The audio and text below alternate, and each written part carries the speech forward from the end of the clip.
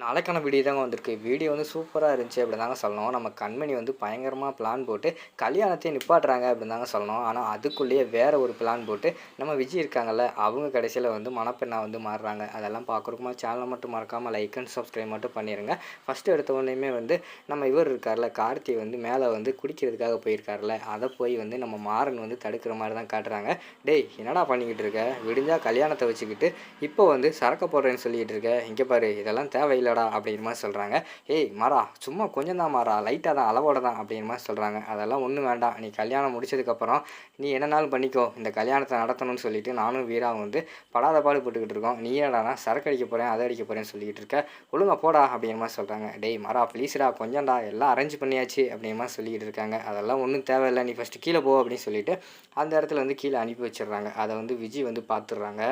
விஜய் அதை பார்த்துட்டு நேராக கண்மணிக்கிட்ட போகிறாங்க. அக்கா நம்ம பிளான் எல்லாம் சொதப்பிடுச்சுக்கா, எல்லாமே போயிடுச்சு அப்படிங்கிற மாதிரி சொல்கிறாங்க. ஏய் என்ன சொல்கிற அப்படிங்கிற மாதிரி கேட்டவொடனையும், நீங்கள் என்ன பிளான் போட்டிங்க? எப்படியாவது வந்து கார்த்தி மாமாவை மாடிக்கு அனுப்ப வச்சு அவரை வந்து குடிக்க வச்சு இந்த கல்யாணத்தில் ஏதாவது குளறுபடி பண்ணி இந்த கல்யாணத்தையே நிப்பாட்டிடலாம் அப்படின்னு சொல்லிட்டு நீங்கள் நினச்சிக்கிட்டு இருந்தீங்களே, ஆனால் அதான் நடக்கலை, அங்கே வேறு ஒன்று நடந்துருச்சு அப்படிங்கிற மாதிரி சொல்கிறாங்க. ஏய் எதனாலும் தெளிவாக சொல்லு, புரிகிற மாதிரி சொல்லு அப்படிங்கிற மாதிரி சொன்ன உடனேயும் கார்த்தி மாமா குடிக்கவே இல்லை அப்படிங்கிற மாதிரி சொல்கிறாங்க. என்னது குடிக்கலையா? ஏன் எதுக்கு அப்படிங்கிற மாதிரி கேட்காங்க. ஆமாக்கா, கார்த்தி மாமா வந்து குடிக்கலை, கடைசி நேரத்தில் மாறன் மாமா இருக்கார்ல, அவர் வந்து தடுத்துட்டாரு, நீ குடிக்கூடாதுன்னு சொல்லிட்டு கீழே மாடியிலேருந்து கீழே கூட்டிகிட்டு வந்துட்டாரு அப்படிங்கிற மாதிரி சொல்கிறாங்க. கண்மணிக்கு வந்து பயங்கரமான கடுப்பாயிருது. என்னடா நம்ம ஒரு பிளான் போட்டு எதாவது பண்ணால் இந்த மாறன் வந்து கடைசியில் தடுத்துடுறானே அப்படிங்கிற மாதிரி சொல்லிட்டு யோசிச்சுக்கிட்டே இருக்காங்க. அக்கா என்னக்கா பண்ண போகிறீங்க? எல்லா இதுவுமே முடிஞ்சு போச்சு அப்படின்னு தானே யோசிச்சுக்கிட்டு இருக்கீங்க அப்படிங்கிற மாதிரி சொல்கிறாங்க. ஏய் அதெல்லாம் ஒன்றும் இல்லடி, நான் வேறு ஒரு பிளான் வச்சுருக்கேன் அப்படிங்கிற மாதிரி சொல்கிறாங்க. வேறு பிளானா? என்ன பிளானுக்கா அப்படிங்கிற மாதிரி கேட்காங்க.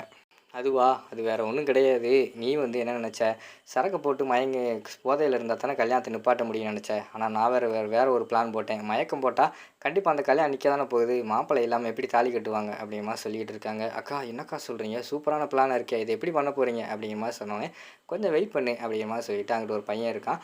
அந்த பையனை வந்து கூப்பிட்றாங்க. டேய் தம்பி இங்கே வாடா அப்படிங்கிற மாதிரி சொன்னோடனே, என்னக்கா அப்படிங்கிற மாதிரி சொல்லிட்டு வராங்க.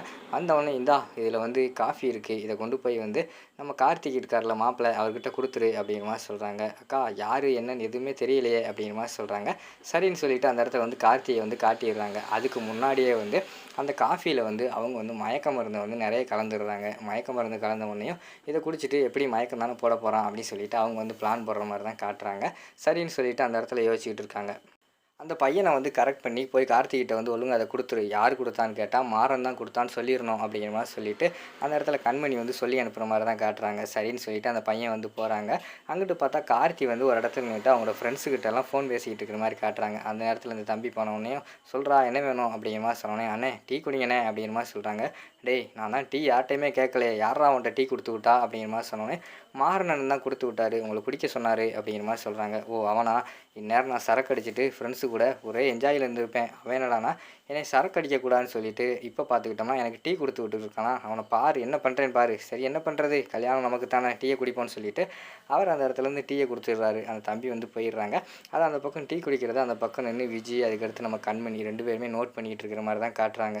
அவர் பார்த்தா டீயை குடித்த உடனேயும் அவருக்கு ஒரு மாதிரி மயக்கம் வர ஆரம்பிச்சிருது. என்னடா தலை வலிச்சுக்கிட்டு ஒரு மாதிரி மயக்கம் வர்ற மாதிரி இருக்குது, என்னடா அது அப்படின்னு சொல்லிட்டு அவங்க யோசிச்சுக்கிட்டு இருக்கிற மாதிரி காட்டுறாங்க. சரி சொல்லிட்டு இதுக்கு மேலே இங்கே இருந்தால் சரிப்பட்டு வராது, போய் பெட்டில் வந்து கொஞ்சம் ரெஸ்ட் எடுப்போம், அதுக்கடுத்து பார்ப்போம் அப்படின்னு சொல்லிட்டு போகிறாங்க. பார்த்தா அவரால் வந்து நடக்கக்கூட முடியல, தடுமாறி தடுமாறி போய் பெட்டில் விழுந்து அப்படியே அந்த இடத்துல மயங்கிடுறாரு. இதை வந்து கண்மணியும் விஜயும் பார்த்துடுறாங்க. ஏ விஜய் நான் சொல்கிறத கேளு, இப்போ போய் அவனோட ரூம்பை வந்து பூட்டிரு அப்படிங்கிற மாதிரி சொல்லிட்டு விஜய்கிட்ட வந்து சொல்லிடுறாங்க. ஆனால் விஜய் வந்து பயங்கரமான பிளான் போடுறாங்க. நீங்கள் வந்து கல்யாணத்தை நிப்பாட்டிடுவீங்க, ஆனால் எனக்கு இதில் வந்து எந்த அட்வான்டேஜுமே இல்லையே, இப்போ என்ன பண்ணலாம் அப்படின்னு சொல்லிட்டு யோசிச்சுட்டு இருக்காங்க. பேசாமல் வந்து கார்த்தி மாமா நம்மளே கல்யாணம் பண்ணிட்டா இந்த குடும்பத்தில் நிரந்தரமாக நம்ம இருக்கலாம், அது மட்டும் இல்லாமல் நம்ம நினச்சதை சாதிக்கலாம் அப்படின்னு சொல்லிட்டு விஜய் வந்து பயங்கரமாக பிளான் போடுறாங்க. விஜய் வந்து வெளியே தான் கதவை போட்டு சொன்னாங்க. அங்கே பார்த்தா நம்ம இவங்க இருக்காங்களா, விஜய் போய் உள்ளுக்குள்ளே கதவை பூட்டிட்டு அவங்களும் கார்த்தியும் தனியாக இருக்கிற மாதிரி பிளான் போட்டு எப்படியாவது கல்யாணத்தை நிப்பாட்டிடலாம் அப்படின்னு சொல்லிட்டு அவங்க அந்த இடத்துல பிளான் போட்டுக்கிட்டு இருக்கிற மாதிரி காட்டுறாங்க. உள்ளே போய் கார்த்தி உள்ளே இருக்காரு, இவங்களும் உள்ளே போய் கதவை பூட்டிடுறாங்க. இங்கிட்டு பார்த்தா மாப்பிள்ளை காணும், எங்கடா போனாங்க அப்படி இப்படி சொல்லி தேட ஆரம்பித்து கடைசியில் ரூமுக்கு வராங்க. பார்த்தா ஒரு கதவு வந்து பூட்டியிருக்கு. என்னடா கதவு பூட்டியிருக்கே, டேய் டேய் திறடா அப்படின்னு சொல்லிட்டு கத்துறாங்க. கதவு வந்து திறக்கவே இல்லை. கடைசி நேரத்தில் அவரே வந்து மயக்கம் கொஞ்சம் தெளிஞ்சு வந்து திறக்கிற மாதிரி காட்டுறாங்க. உள்ளே பார்த்தா விஜய் இருக்காங்க. விஜய் வந்து கதறிக்கிட்டே வெளியில் ஓடுறாங்க. அதை பார்த்தோன்னே எல்லாத்துக்குமே பயங்கரமான ஷாக் ஆகிடுது. என்னடா இது இப்படி நடந்துருச்சு அப்படின்னு சொல்லிட்டு எல்லாருமே ஆச்சரியத்தோடு பார்த்துக்கிட்டு இருக்கிற மாதிரி தான் காட்டுறாங்க. அதோட பார்த்துக்கிட்டிங்கன்னா அந்த எபிசோடு வந்து முடிச்சிடுறாங்க.